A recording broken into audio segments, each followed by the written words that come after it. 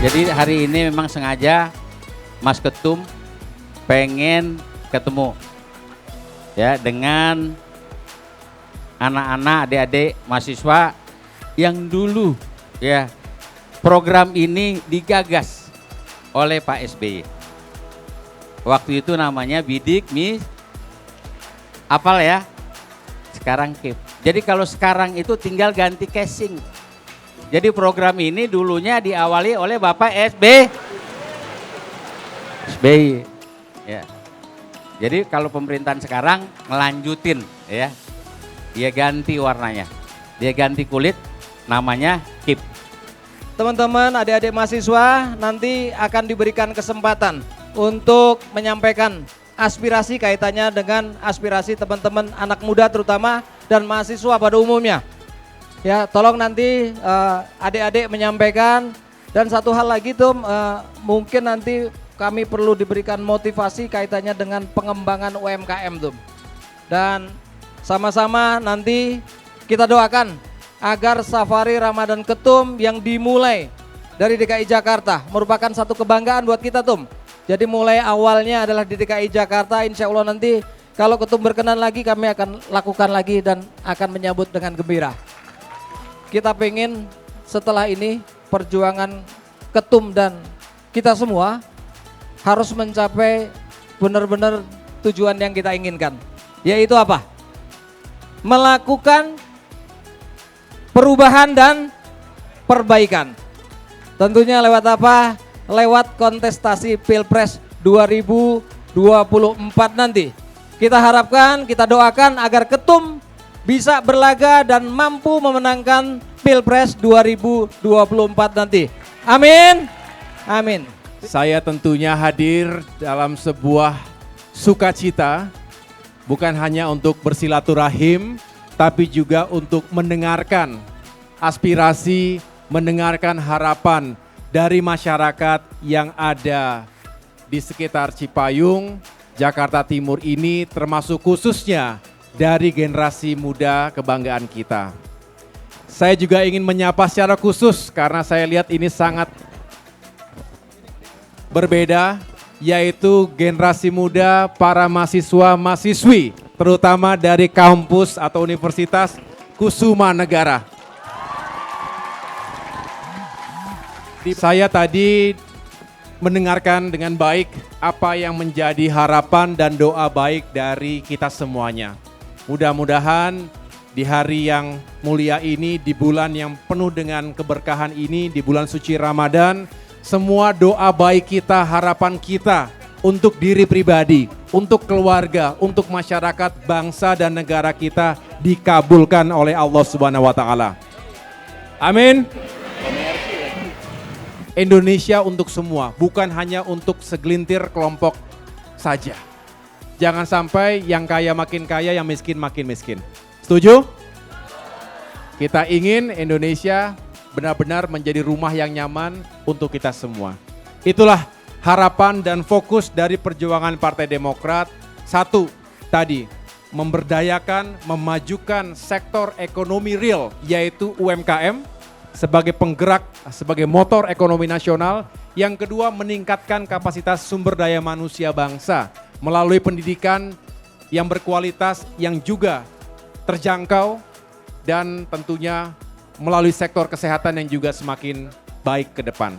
Jika dua aspek ini bisa kita dukung dan jalankan bersama-sama, maka insya Allah Indonesia 2024, 2045 dan seterusnya bisa semakin maju dan sejahtera.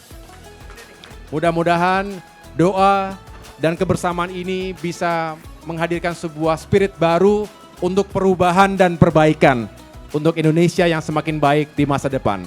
Terima kasih sekali lagi atas kebersamaan ini. Pak Haji Missan, terima kasih. Saya akhiri dan tentunya dalam semangat menjalankan ibadah di bulan suci Ramadan ini, marilah kita sama-sama meningkatkan keimanan dan ketakwaan kita secara vertikal langsung kepada Allah Subhanahu wa taala, pencipta kita, tetapi juga kita perbanyak amal ibadah kita untuk sesama umat manusia. Kita perbanyak kegiatan-kegiatan bakti-bakti sosial untuk kemanusiaan dan juga semakin mempererat persatuan dan kebersamaan kita sebagai sesama anak bangsa. Kami dengan jiwa muda dan kami berharap sekali bahwa Bapak Agus Yudhoyono dan Bapak Anies Baswedan dapat terpilih sebagai pemimpin berikutnya di tahun 2024 yang akan mendatang. Bagaimana kebijakan Bapak untuk mengatasi pertumbuhan ekonomi yang lambat?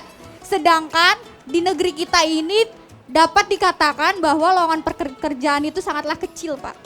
Terima kasih atas harapannya untuk saya dan Mas Anies yang disampaikan tadi. Ya, mudah-mudahan ada jalan yang baik untuk kami melakukan ikhtiar dan perjuangan di tahun 2024 nanti. Kita berharap setiap warga negara juga memiliki kesempatan untuk bisa berkehidupan yang layak. Memiliki pekerjaan yang layak. Bukan hanya halal tapi juga layak penghasilannya. Jadi pemerintah harus menghadirkan kebijakan-kebijakan yang pro jobs, membuka lapangan pekerjaan. Tapi setelah itu kita harus meyakinkan juga mereka yang sudah memiliki pekerjaan itu aman, tidak di PHK. Itulah namanya job security.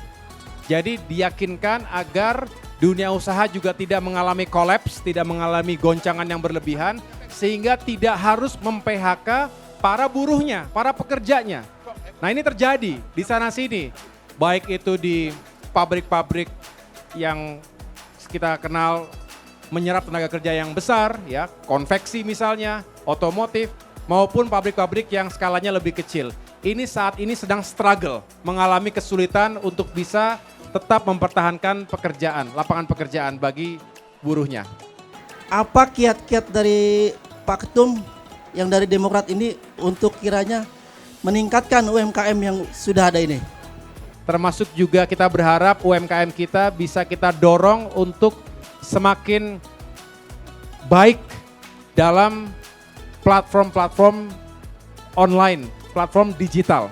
Ya, kalau sudah demikian maka pasarnya makin luas. Tidak hanya di Jakarta, tidak hanya di Indonesia, bahkan bisa go international. Sudah sampai Belanda katanya tadi. Ini adalah sebuah bukti bahwa kalau produknya bagus, dipasarkan dengan baik, maka bisa tembus ke pasar internasional. Tepuk tangan untuk UMKM kita.